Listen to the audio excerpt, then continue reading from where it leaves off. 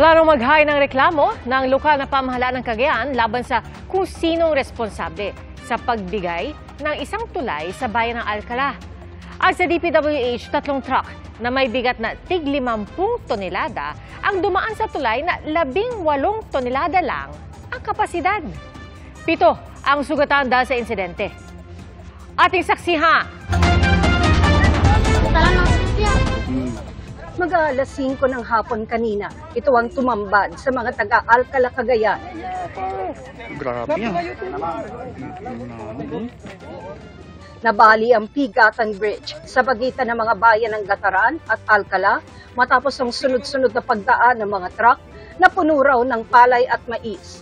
Ang isa sa mga nahulog na truck, tila nakasabit pa sa itaas na bahagi ng tulay. Dahil sa insidente, hindi makaraan ang anumang uri ng sasakyan sa naturang tulay na itinayo noong 1980. Inabisuhan ng mga motorista na dumaan muna sa alternatibong ruta. Sa mga kababayan.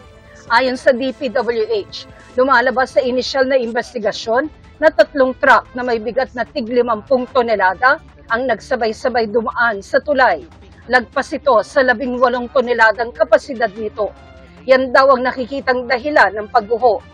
Meron pong nagsabay na 2 trailer trucks at 2 pang mas maliliit na vehicles, ELF at saka forward.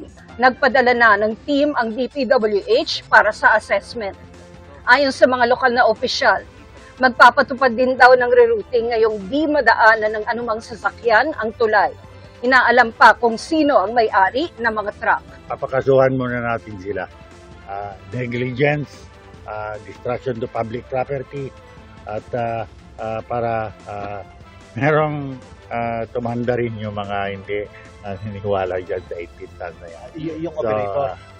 Yung operator. Side by side eh. Doon din sa kabila. Yes, Ganon din eh. 4 sila eh.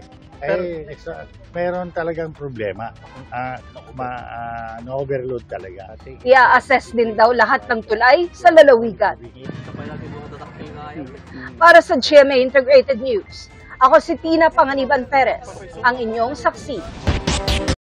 Mga kapuso, maging una sa saksi. Mag-subscribe sa GMA Integrated News sa YouTube para sa iba't ibang balita.